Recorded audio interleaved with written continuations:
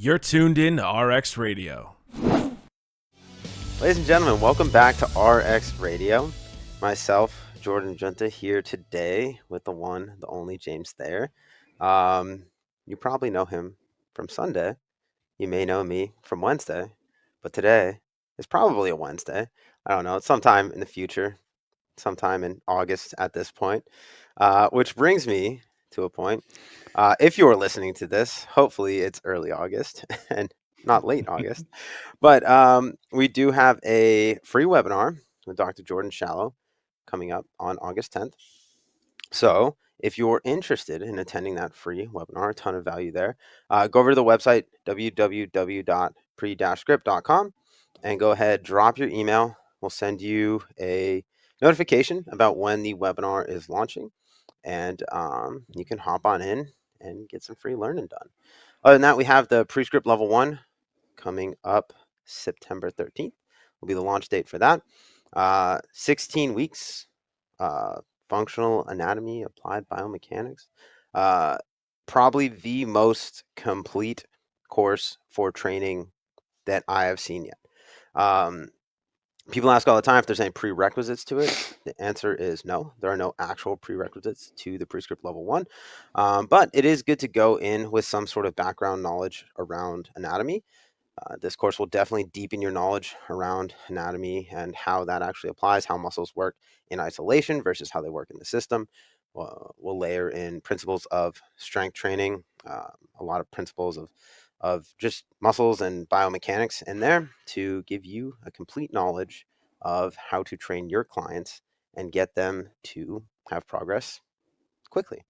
So pre-script level 1 coming up September 13th. If you're interested, drop your email on the website and we'll let you know when registration opens for that.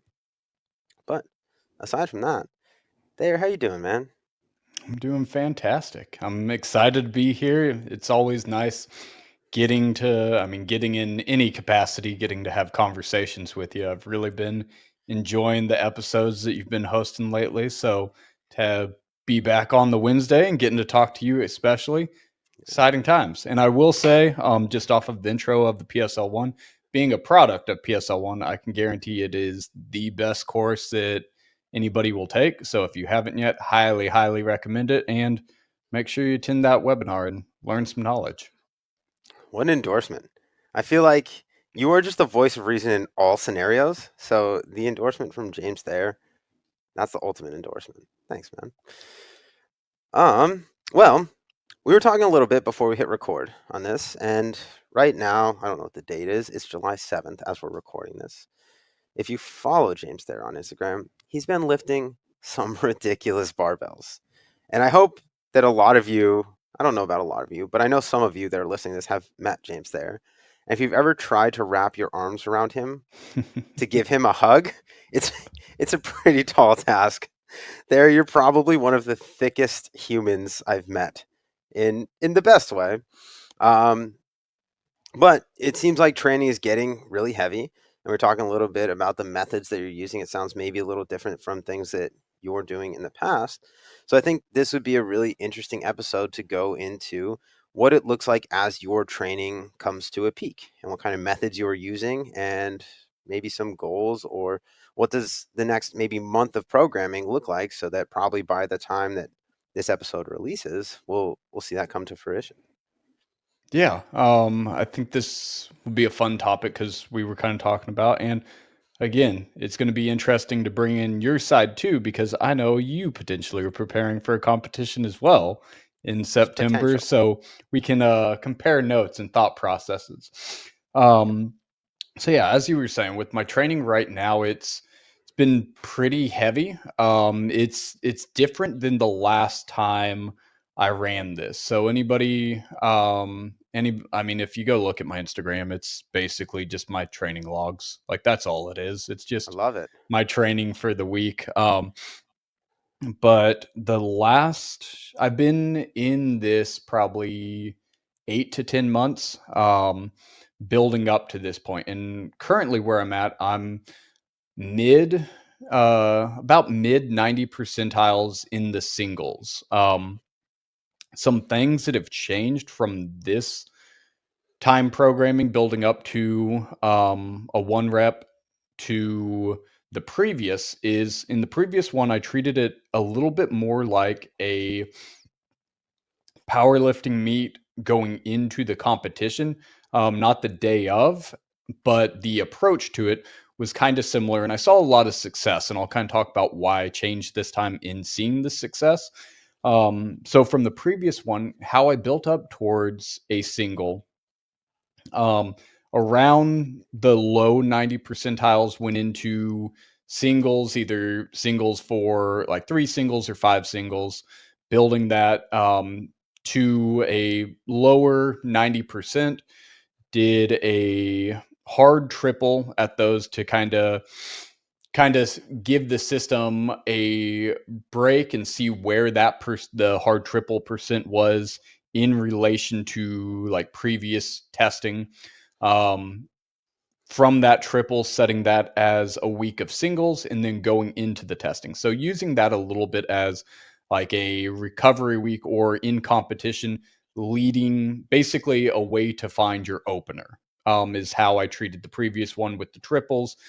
Into the single is the thought process of, okay, where's that opener at that we can practice on, that we can be proficient, that has enough stimulus to challenge the position, and induce fatigue, because that also is something I look at, is the fatigue across sets, to try to manage how we're approaching a max or how we're preparing for it, what kind of jumps we're trying to take, where to push it, where we start seeing the breakdown, if we have enough wiggle room to go up in weight after like a hard attempt or not. So with that one, I saw it was fairly successful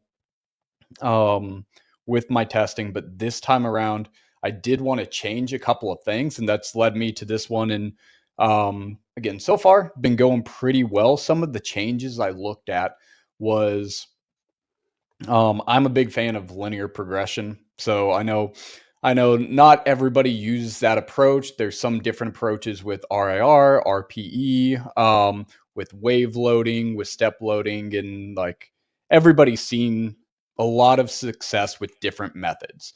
For me, just how I handle weight and how I like to train, um, I do linear progressions on my primary exercise. Primary exercise, for my training currently is squat, bench, deadlift. I do have another upper body day, but I'm not truly trying to max out an overhead press. It's just something to keep me honest and keep weight over my head. Hopefully you can appreciate that. Um, Always.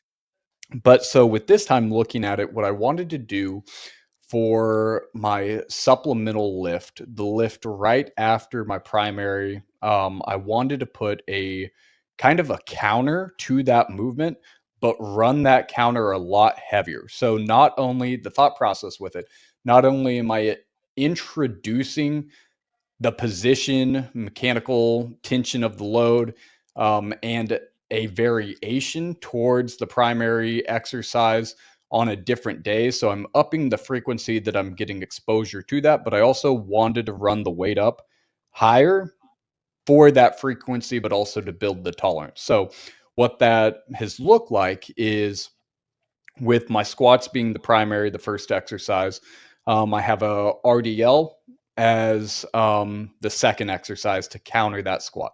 For the bench, doing bench press, and then a heavy bent over row is the counter. And then for deadlift, the counter to that has been front squat. So a lot of it is, again, load dependent and positionally dependent. With that, looking at running the load of that supplemental, the peak of where I ran that, because I don't want those to peak at the same time. I want kind of to offset it so I'm not double stressing something, a position or an exercise that's also going to get stressed now that I'm in those mid to about mid 90% of training. So I wanted to put a cap on it a couple weeks before going into singles.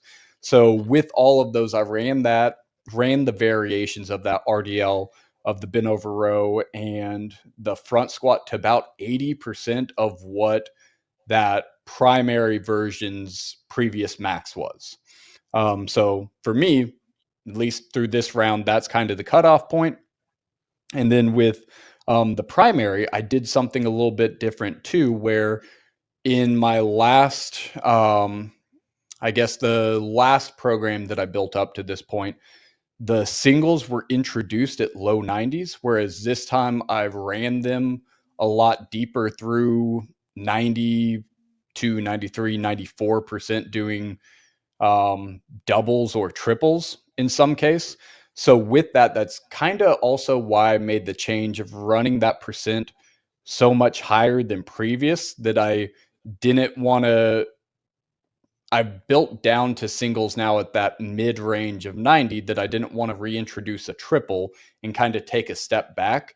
So because I pushed the triples or doubles deeper into my percents, now moving over to the singles, it's basically just practicing for the um, one rep attempt over the next couple of weeks at that higher load. And then hopefully it results in heavier weight moved. But yeah, that's kind of where training has been at right now, and some of the changes I've made from the previous one to the current one, some of the reasons I did that, and another reason, I just like heavy weight. So I'd much rather do heavier loads and just struggle to survive than do cardio. And that's why you're my spirit animal, James Thayer. Um, I love it. I think you said a lot of really interesting things in there. That there's some questions I have and a couple points that I want you to expand on. The first of which that kind of struck me as interesting, we'll say, is that you mentioned that you like to run a linear progression. Which, how long have you been training now? I think we both started training at around the same age, around 12. So that's Okay. 21 years. All right. So you've been training 21 years. And again, if you've ever tried to hug James, you know that it's been working. Um, so, that being said, typically I associate a linear progression with a lower training age, being most effective for people with a lower training age, or being done in a very concentrated time frame, which it kind of sounds like that may be how you're using it. But could you explain to me what you mean when you say linear progression, what that looks like for you? Yeah, absolutely. So with linear progression, it's primarily focused on, or in this kind of capacity, this discussion that I'm talking about, it is based on those primary lifts of the squat, bench, deadlift. From the programming course, we talk about the different types of progressions that you can do: linear, step, wave, some others. But basically, what linear looks at is, if you were to draw a line, the line would be straight in how we are advancing the load or the reps that we've introduced. In this case, talking about the load, it'd be, for example, it's upping 5 pounds every single week. Hmm.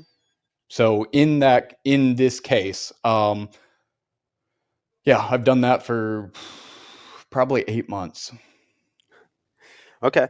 That's a long fucking time. Yeah, yeah, So it is. when we're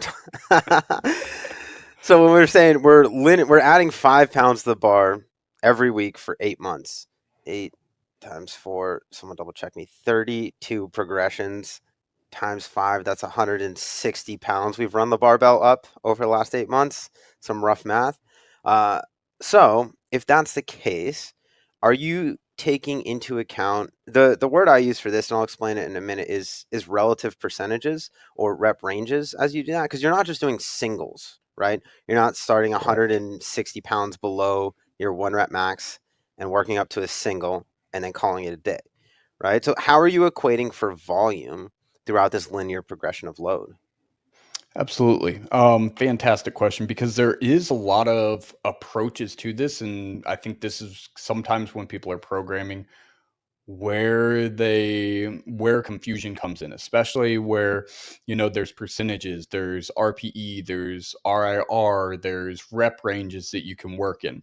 So Mhm. for me, with the primaries, what I'm currently doing is, um, something I call autonomous totals. So this is something I took away from training with Phil Stevens here in Topeka. Was it's this set number that we're trying to achieve, the set total of total reps that we're trying to achieve with that lift, and then allowing for some freedom in how those are broken down. So it's, it shares aspects of RPE, RIR,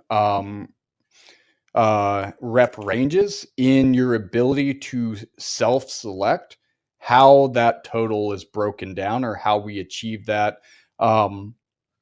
If I'm looking at that for my coaching myself or coaching others, the important thing with that is it's not just free and open. Anything will get us there. There is certain ranges that have to be operated in to be able to maintain a stressor, to have positive progression in that autonomous total selection.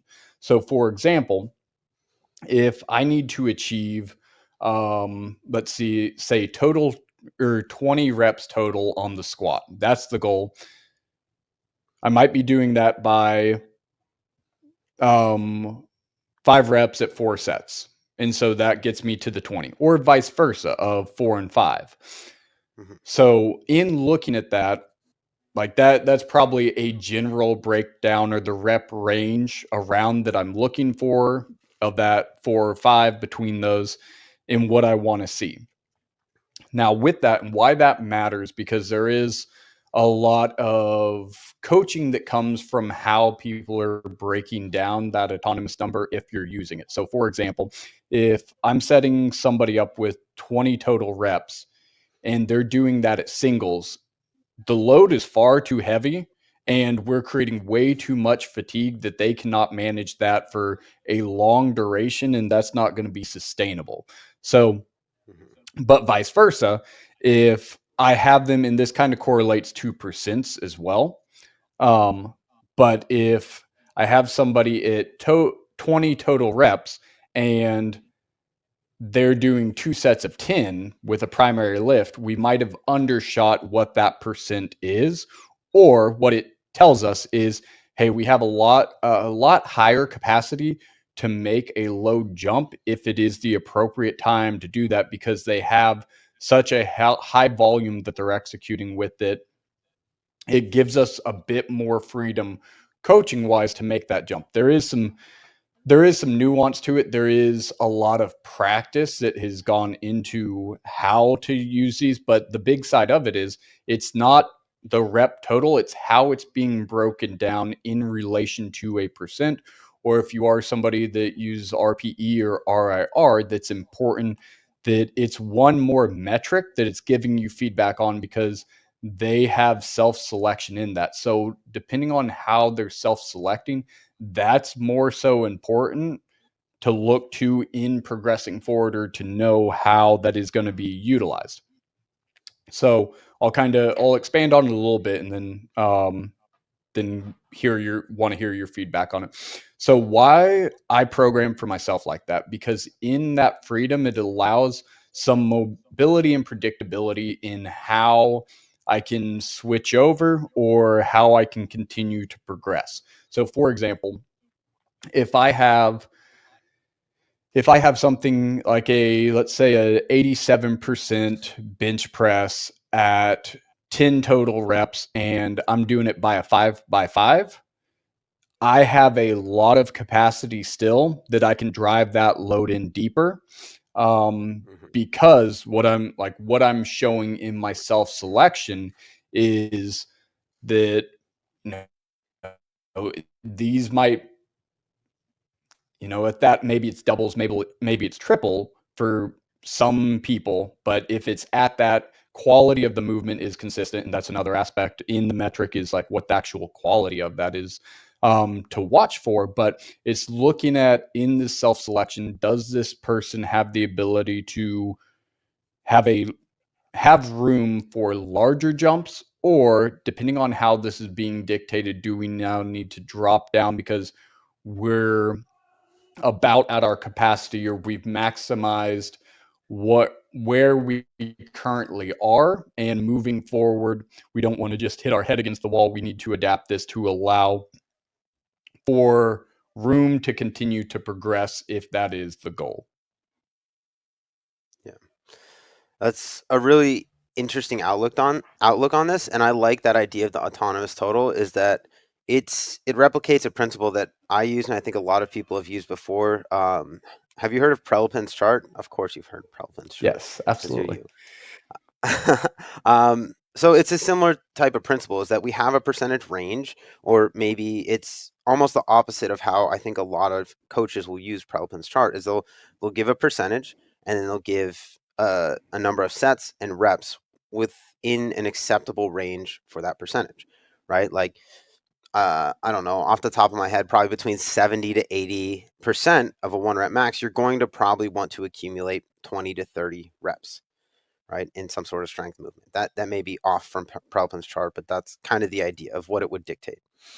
So basically, what a coach in most scenarios would say, okay, a 5x5 fits really nicely into that at 75%. So I'm going to prescribe a 5x5 back squats 75%.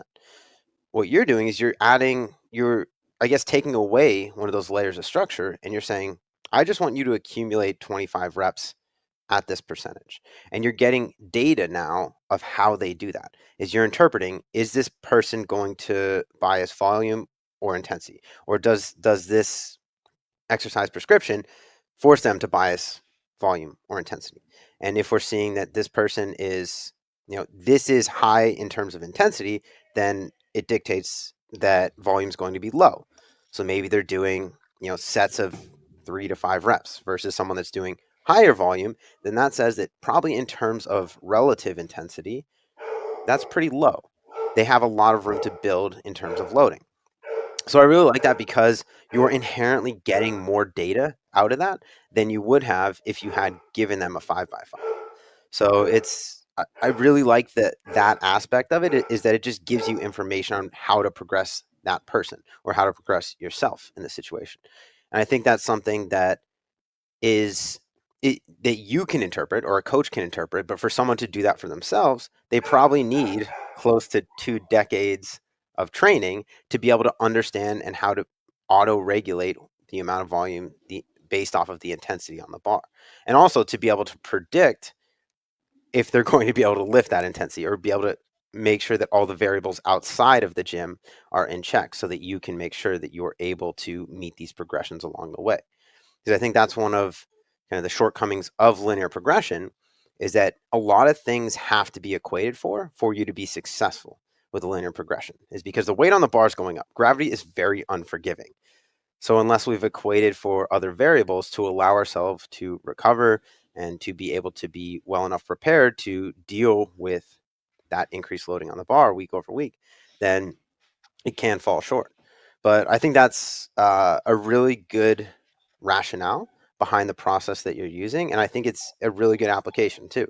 I like the idea that there's that added layer of, you're getting information, you're getting feedback from how they actually break this up, as opposed to, yes, I did my 5x5 at 75% and it felt fine. It's almost like a one step removed, a more kind of subjective way of monitoring, like how someone would use bar speed. Is like, if the bar moved fast, then we know that we're probably further from your potential, or whatever. It's probably a lower relative intensity because the bar is moving fast throughout, as opposed to having that hard metric is, okay, we broke our 20 reps into 2 sets of 10. So it's probably pretty far from your 10 rep max if we're looking at relative intensities. And I keep using that word, and I'll elaborate on that in a second. But a couple other things that you said in that kind of initial description of how you're programming that I really liked. One, we'll start with kind of the process a little bit more. Is you said that you peak your supplements about 2 to 3, I'm sorry, I think you said 3 to 4 weeks before you'll actually peak your primaries. And I really like that concept, because that's pretty much exactly what I do in Olympic weightlifting. Is that Olympic weightlifting is not a maximal strength sport. It's a power output sport, and it's very technique oriented. So continuing to drive maximal strength all the way to competition date, which I've seen some coaches do, it's unnecessary, and you're accumulating fatigue that may actually interfere with the necessary adaptations, or it may interfere with performance. So it sounds like you're using that same rationale to dictate your secondary movements, is that yes, there's going to be benefit from that added frequency of hinging, squatting, and kind of that push-pull relationship. And I think a lot of that, what it boils down to is yes, you're training these muscle groups at a higher frequency, but a lot of the movements that you mentioned are they're non-externally supported movements, right? So you're usually, where people break down in powerlifting, weightlifting also, is core stability. If you lose core stability, you're probably not going to make the lift.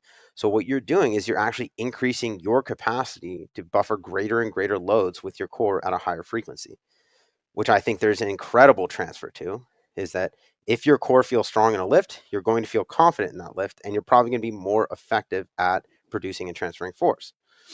So I really like that idea of you peaking the secondary lifts a little bit further out, and then having that drop off, letting that fatigue dissipate, so that you're actually adapting from the benefit of those secondaries, so that you can now transfer that to your primaries and really perform on the things that you're trying to increase performance on.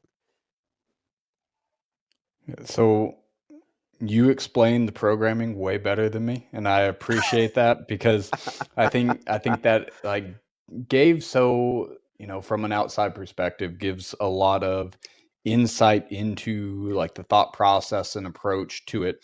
And a couple things I wanted to highlight from what you said with Preliquin's chart, like anytime I'm training trainers, it's one of the first things I bring out because it's a fantastic guideline to look at. And that's, I think, sometimes what gets lost is it's a good guideline. It's not hard set that it actually absolutely has to be this exactly, because there's exceptions to that.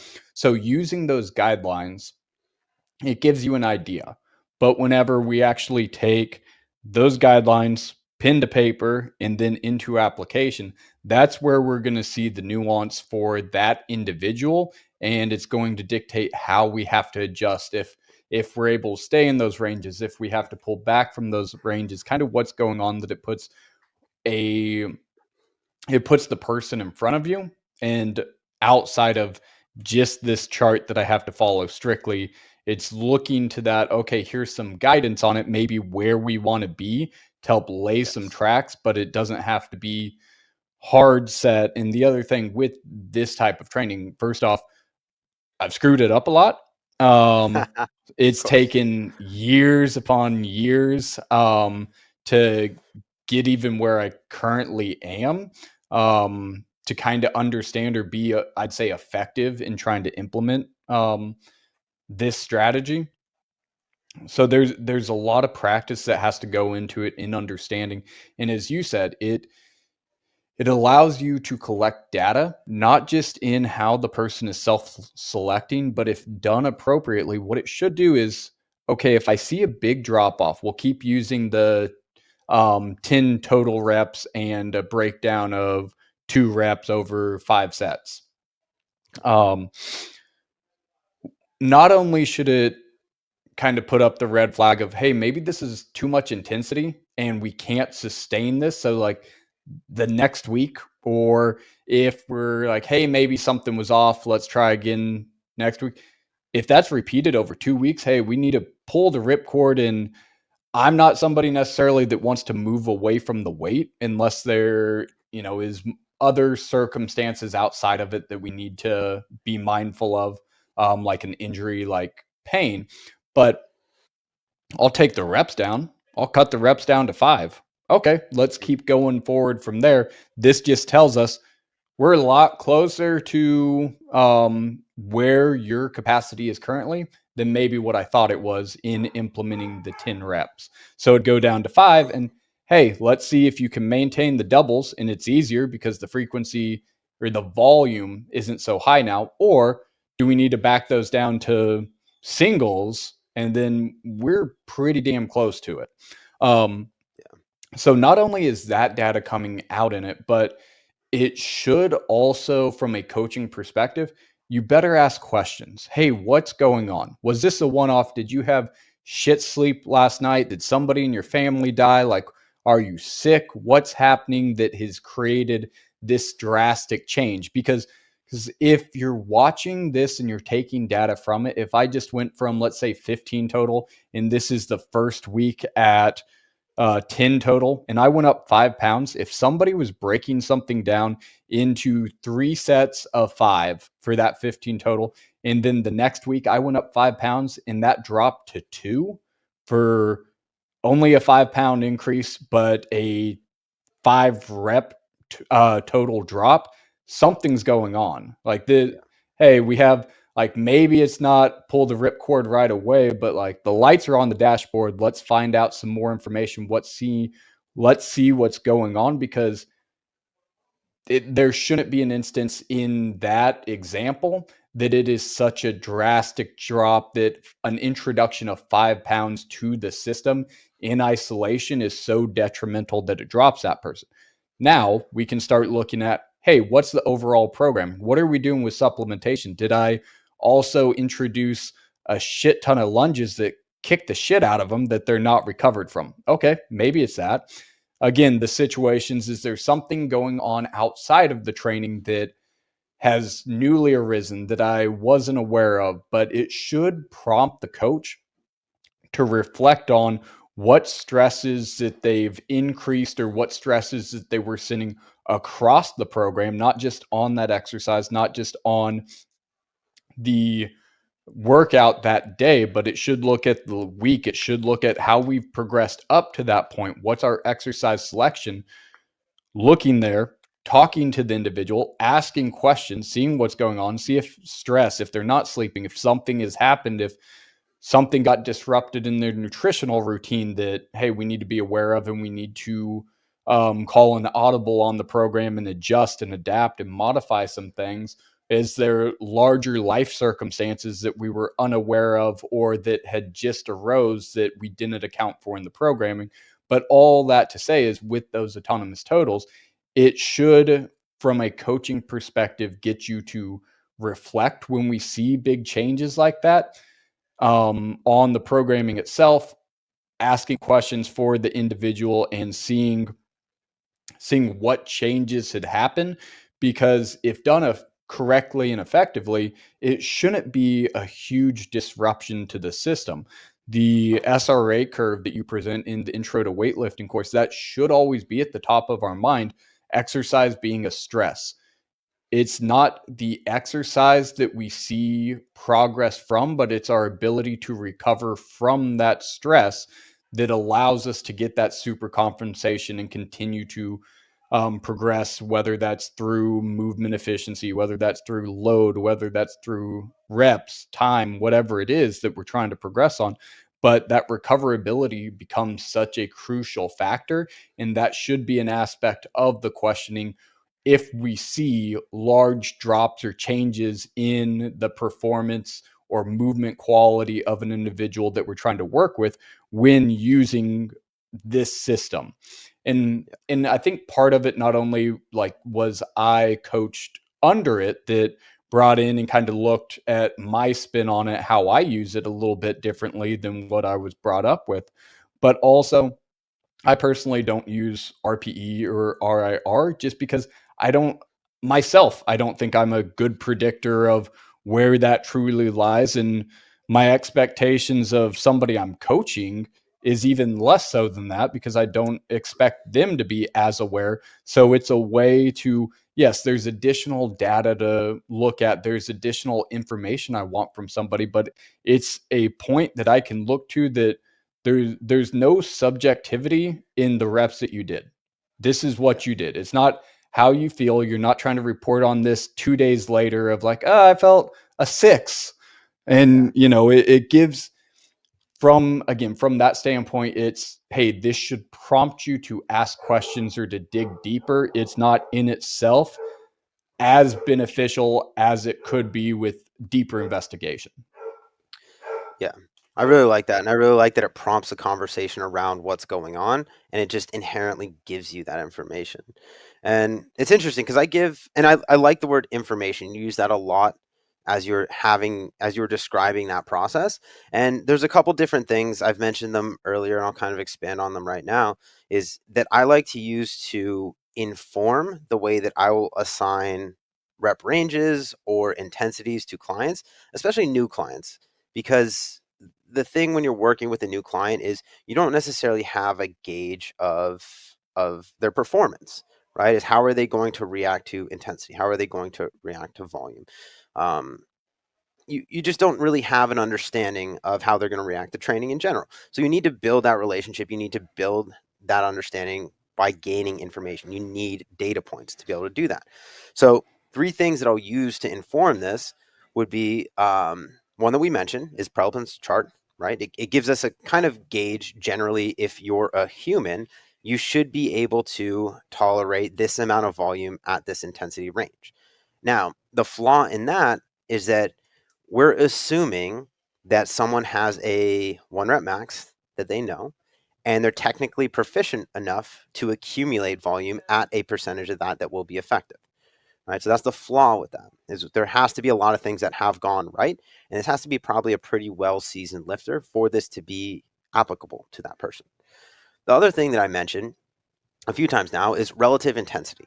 Now, a little description of what relative intensity is that basically it is a proportion of your 1 rep max that you should be able to hit for, say, a 2, 3, 4, 5, or 6 rep max, right? That number is going to go down.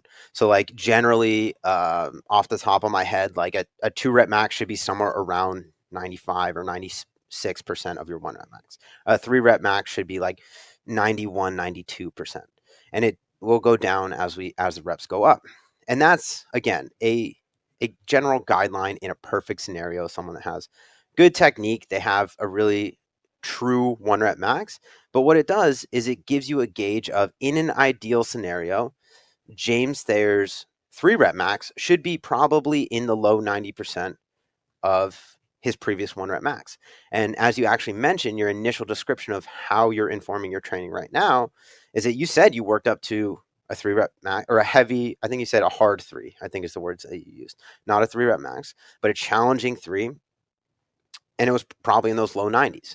And this is something that I'll gather data on with lifters over their lifetime with me, is that I don't, especially in Olympic weightlifting, I don't really care what your 1 rep max is. But if we know what your 3 rep max is from 8 weeks ago, 12 weeks ago, 16 weeks ago, and we hit a 3 rep max and we've improved, or it's a higher percentage of what we know your 1 rep max to be, then we can assume that your 1 rep max has gone up, because you can tolerate that same intensity. You can tolerate that same volume for a higher intensity now. So we can use that to inform our selection in rep ranges or loading. And the last thing that I'll layer in on top of this, the actionable thing, is how I'll actually prescribe this is I don't really prescribe percentages unless I want to constrain athletes. So like an example of that would be an athlete going into competition. I have a lifter lifting not this weekend, next weekend, and I have her doing front squat doubles at 80%. So I don't want her to hit a 2 rep max. I want to constrain the loading, and I want her to move quickly, right? So that's one application of when I will use hard percentages for strength work in Olympic weightlifting. But typically how I assign strength work is I will use RPE, or I'll use percentage ranges, which I think there's each of those, I think it's a similar governing principle.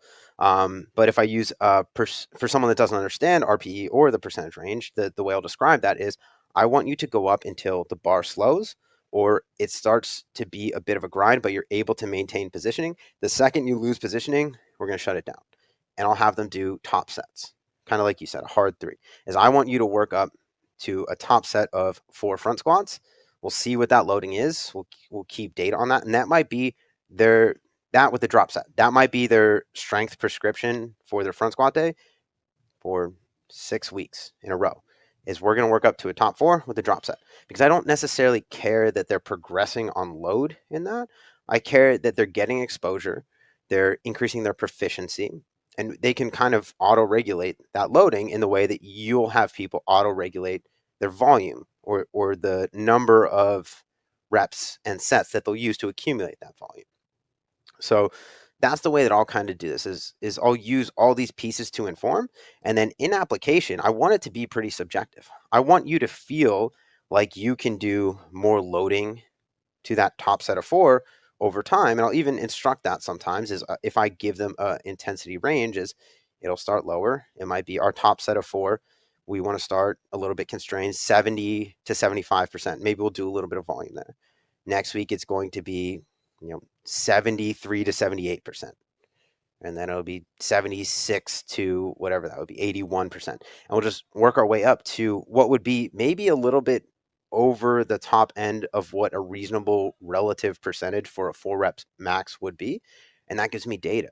That lets me know is where was this person? I gave them the prescription and the availability to go up and above what.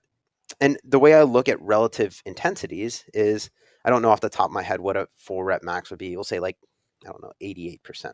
It's probably somewhere around there. If you can hit 4 reps of your front squat at 88%, that's the equivalent of you doing a 1 rep max, right? If I can hit 90%, then that's the equivalent of me going up and above what would be a 1 rep max in that lift, right? That's the idea of a relative intensity, is that we can elicit a similar stressor without as much load.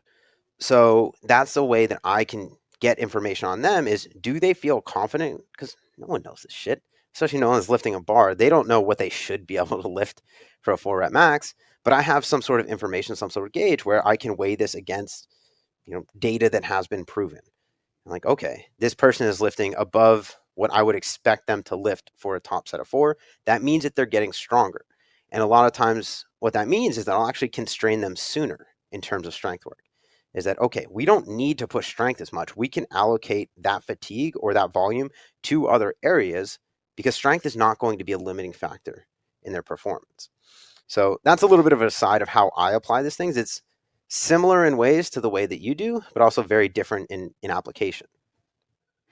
Yeah, and with that, I do want to say that like the approach I'm using for myself is not the same that I use across the board. Like there's a lot of Right. methods to improve somebody from their starting point to progress.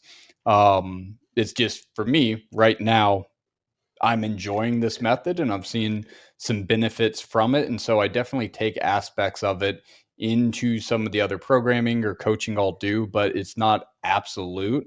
Um, and in saying that, um, like one of the things I think it's great that you highlighted in how you utilize different aspects with clients is knowing that they don't need to max out to show that it's gotten stronger. Because I think Right. that's lost on a lot of coaches, a lot of trainers is there's a certain time, place, circumstance that this is appropriate.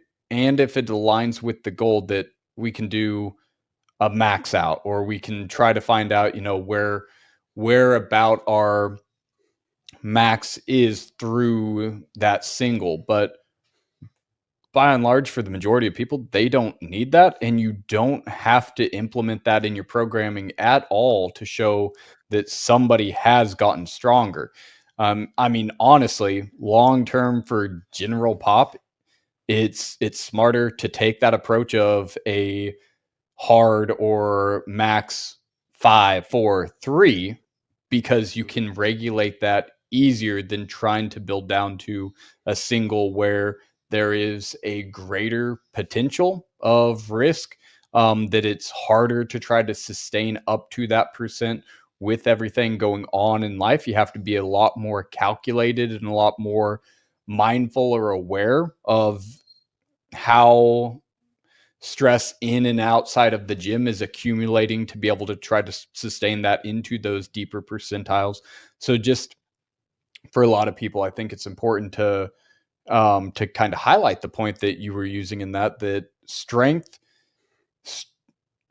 can be shown in a lot of forms. It's not dictated to just a single. And for most coaches, for most people, it's probably more appropriate if you are trying to strength train outside of a competition or something that might dictate it at those higher percents and just have predicted 1 rep max that you can redo the percents off of to reset your program and like save or utilize that relative intensity to predict the maxes, to predict what their 1 rep max is, to again go back through and rework the programming coming back up to it. So I think that's, for most people, is more appropriate. And then also a couple aspects with that you pointed out, just that I want to highlight real quick, is there were certain qualities that you identified that need to be maintained in those lifts. Otherwise, you're pulling it. That if bar speed's going down, if we're losing position, that in that approach, it's not grinding. The point isn't like by any means necessary, don't let this weight kill you, get it up. It's no, we need to maintain a level of quality. We need to maintain a certain proficiency for this. We need to maintain a certain speed, because in your sport Mhm. specifically, I know you were talking about like the strength or the some of the strength lifts that you'll utilize alongside it. But if you're doing Olympic lifting and the bar is slow, you're fucked. Yeah, you're fucked. That's for sure. Yeah, that's a really good point. And two things I want to kind of highlight based off of that. One, based off that, and the other, all the way back to what you initially said, is that's the difference between training and testing, right? Is in training, we want our reps to be as clean as possible. We want to move with as perfect positions as possible, because when the bar gets heavy, when we are testing, we're going to revert to the positions that are the best trained, right? And it's going to be the path of least resistance, but we need to train that path of least resistance to be something that is structurally and functionally stable, something that's going to allow us to stay balanced, maintain core tension, apply force to the ground, get the return force from the ground through our entire body and push it back into that barbell. So any inefficiency in that chain that manifests in training is going to get amplified in testing, right? And then the other side of this is also that I've had athletes who I kind of ingrain that pretty deeply in the people that I work with, especially in person, is that like good reps only. But then they'll hit like a lifetime best and it won't be absolutely perfect and they'll be like pissed off about it. It's like, yo, sometimes you just gotta fucking send it. Just let it go. Use your fucking spine. Blow out. No, don't do that. But but it's this is not medical advice. But sometimes it's not going to be pretty when you're testing, and that should be confined. There should be bounds on that. We should define borders around that. Is we of course want it to be safe. We still want to be effective, but sometimes the bar is going to slow. Sometimes the knee's going to come in a little bit. Sometimes there's going to be a little bit of shift. And you know what that is? That's information. That's kind of the theme of this podcast, right? Is that that's information. Okay, we needed to do this so we can identify what's going to break down. So when we go back to the beginning, eight 8 months out, 160 pounds down on the bar, is we know the gaps that we need to fill to make sure that this doesn't happen again the next time that we test.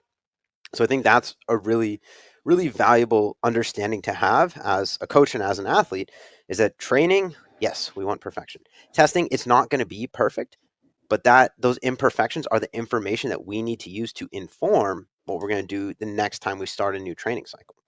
So that's one thing.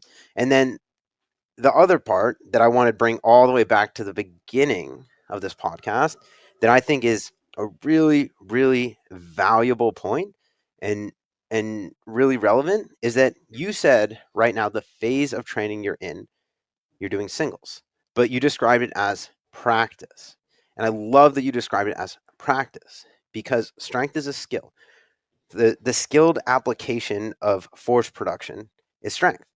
That's what we need to practice, right? There's a process to squatting singles. I've never really bench pressed, but bench pressing singles, deadlifting singles, snatching singles, clean and jerking singles, all this. It's different than the way that you're going to train leading up to that.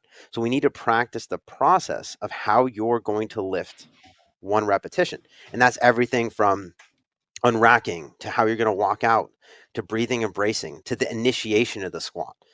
I've a lot of times in novice lifters, you'll see this phenomenon where the first rep sucks and then every rep after that is good.